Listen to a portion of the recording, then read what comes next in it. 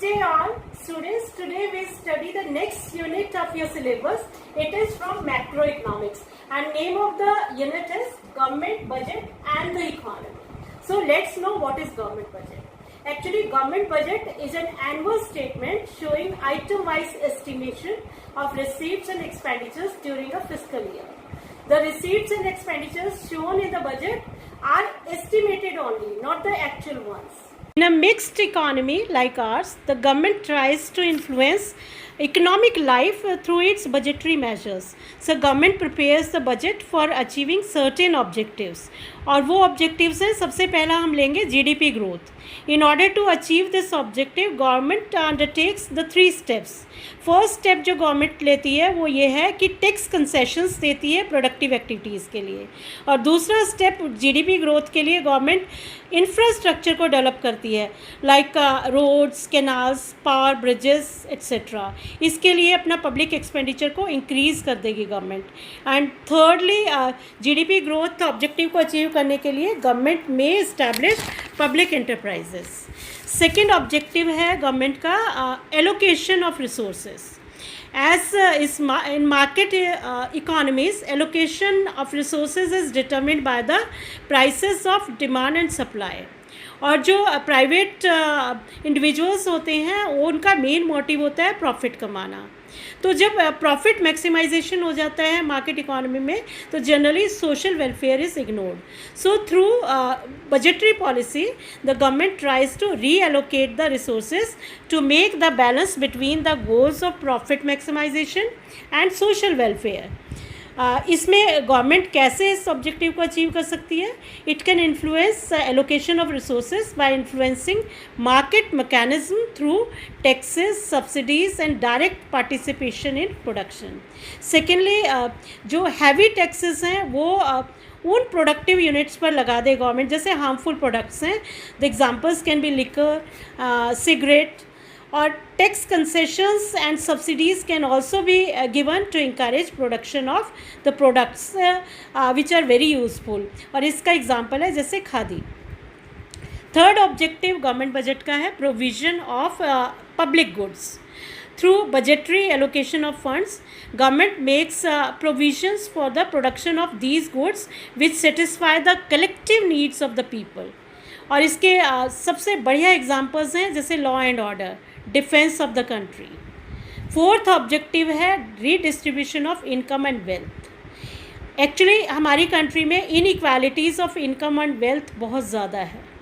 They are socially undesirable which exist in every economy, but equitable distribution of income and wealth is a science of social justice which is the principal objective of any welfare state as in India. It can be improved in 2 ways. Firstly, जो rich लोग हैं उनके income पर tax लगा दिया जाए और जो पुअर हैं उनको सब्सिडीज़ दे दी जाएँ. Secondly, redistribution of income and wealth objective को अटेन करने के लिए गवर्नमेंट फूड ग्रेन्स को सप्लाई करती है किसे? बीपीएल पॉपुलेशन को, बिलो पॉवर्टी लाइन जो लोग हैं उनको. It supplies the food grains at low price.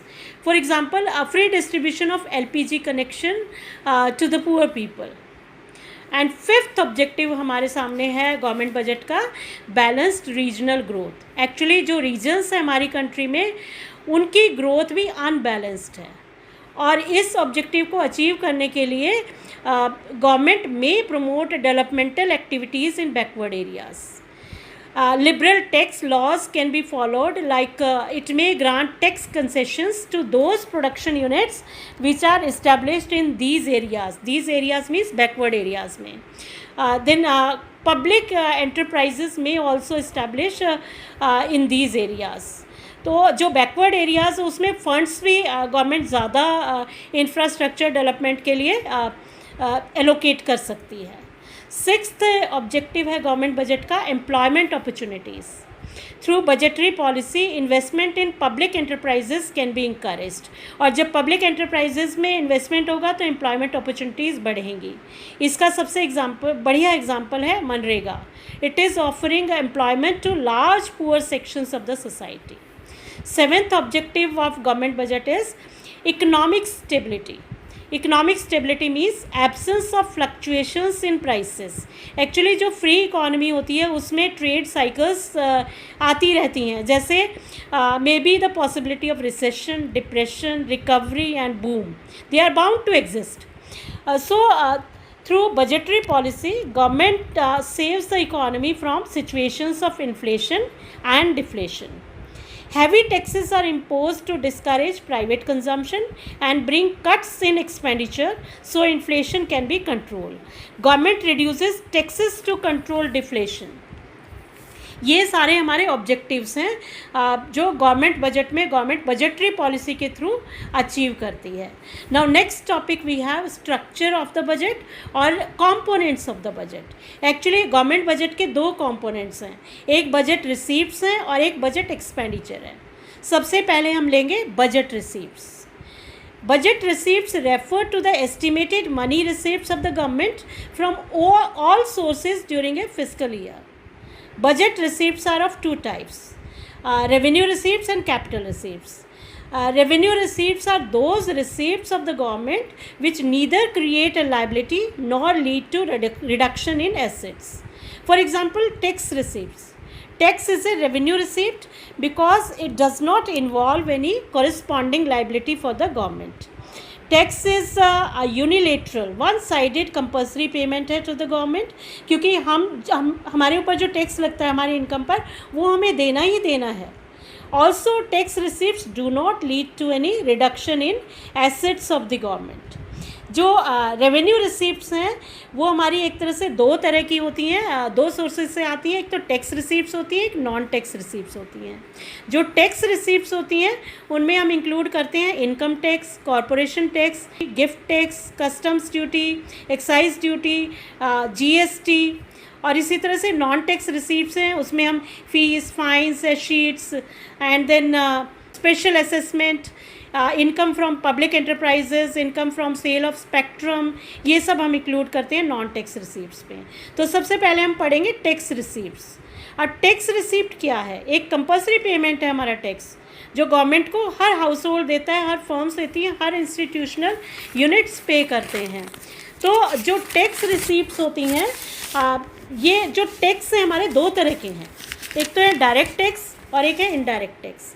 अगर हम डायरेक्ट टैक्स की बात करें तो डायरेक्ट टैक्स वो होते हैं जो खाली सीधा एक इनकम पर एक पर्सन के ऊपर इम्पोज किए जाते हैं on income and wealth of the people.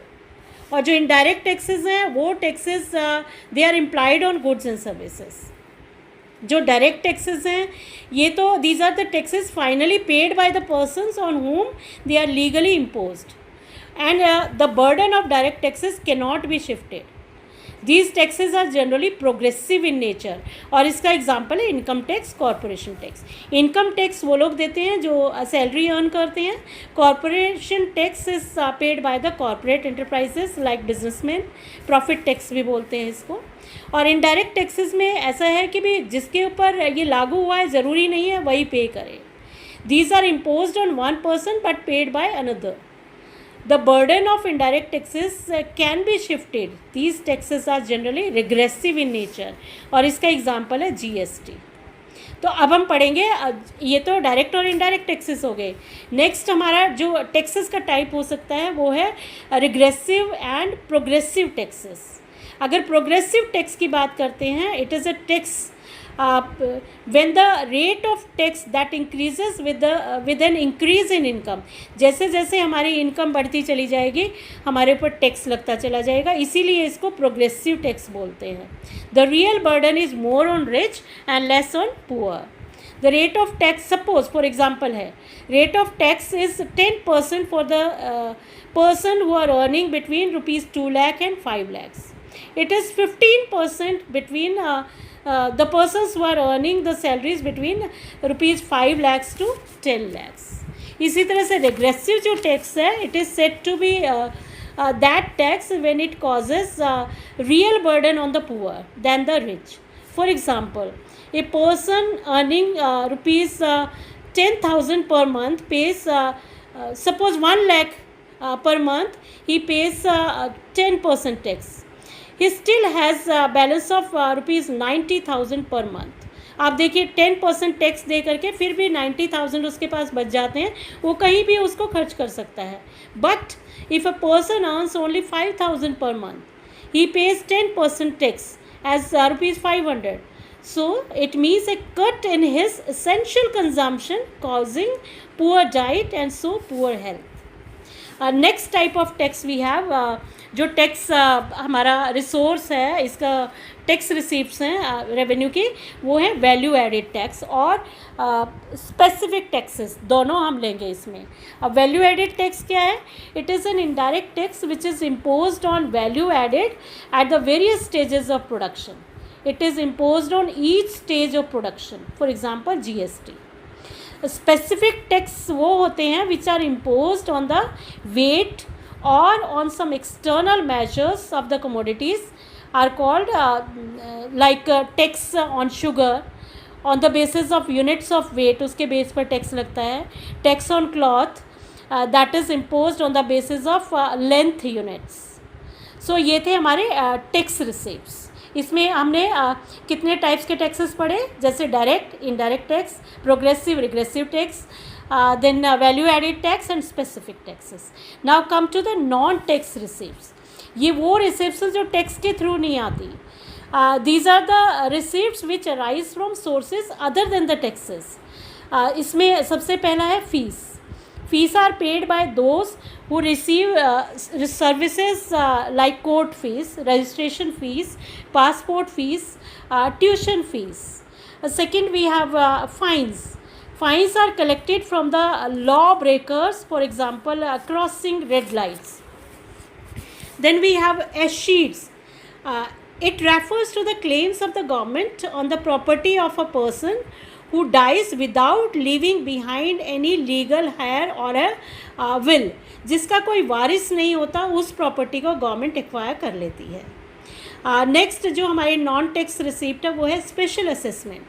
Special assessment वो होती है जो हमारा, सपोज़ एक एग्जांपल मैं आपको देती हूँ, आपने घर बना लिया मेट्रो स्टेशन के सामने, तो उसकी वैल्यू कुछ ज़्यादा होगी और उसके जो फैसिलिटीज़ हैं वो आप अवेल कर रहे हैं, तो गवर्नमेंट स्पेशल असेसमेंट एक अमाउंट आपसे कलेक्ट करेगी.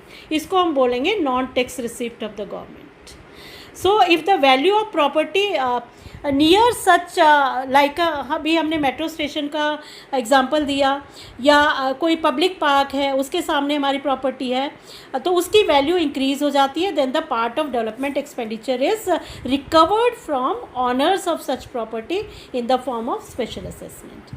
नेक्स्ट नॉन टैक्स रेवेन्यू के जो सोर्स है हमारा वो है income from public enterprises. Profit of the several enterprises owned by the government are source of revenue of the government. For example, railways, Indian Oil, Bhilai steel plant, etc. And the sixth non-tax revenue resource है हमारे पास income from sale of spectrum 2G and 3G. ये आप बहुत well aware हैं इस spectrum से. This income has emerged as an important source of non-tax revenue of the government. And the last we have the grants and donations. In case of natural calamities like earthquake, floods and famines, generally people offer donations and grants which is an important source of non-tax receipt of the government. अब जैसे Covid cases में PM care fund के लिए government को हमने काफ़ी donate किया है, बहुत लोगों ने किया है, तो वो जो फंड है इन द फॉर्म ऑफ डोनेशंस और ग्रांट्स, ये नॉन टैक्स रेवेन्यू है गवर्नमेंट का. अब जो हमारी नेक्स्ट आती है रेवेन्यू रिसीप्ट्स के बाद, फर्स्ट कंपोनेंट की जो बजटरी रिसीप्ट्स है उसमें सेकेंड है हमारी capital receipts. Capital receipts are those monetary receipts which either create liability for the government or cause reduction in the assets of the government. अब इसके क्या क्या सोर्सेस हैं? जिस तरह से रेवेन्यू रिसीप्ट्स के सोर्सेस थे, इसमें कैपिटल रिसीप्ट्स के भी कुछ सोर्सेस हैं. सबसे पहला सोर्स है recovery of loans. The central government grants loans to the state governments and union territories. दोनों को लोन देती है government. And loans granted are the financial assets of the government. When government recovers these loans, it is a capital receipts as it reduces financial assets of the government. Borrowings क्या होती हैं? ये borrowings और other liabilities भी हम इसमें ले सकते हैं. Government borrows funds from open market, RBI से भी बोरो कर लेती है, फॉरेन गवर्नमेंट से भी कर लेती है, इंटरनेशनल इंस्टीट्यूशंस से भी करती है, जैसे वर्ल्ड बैंक है, आईएमएफ है. So borrowings create liability for the government, इसीलिए ये कैपिटल रिसीप्ट्स हैं. और इसके अलावा कुछ और रिसीप्ट्स भी हैं, अदर रिसीप्ट्स मान लेते हैं हम उनको. These receipts are disinvestment which occurs when the government sells of the shares of public sector enterprises to the private sector. When a government sells whole or a part of its share, it leads to a transfer of ownership of public sector enterprises. और ये जो public sector की जो government owned enterprises है, उसका share it sells to the private enterprises. They are treated as capital receipts because they reduce assets of the government. And that's all for today, children.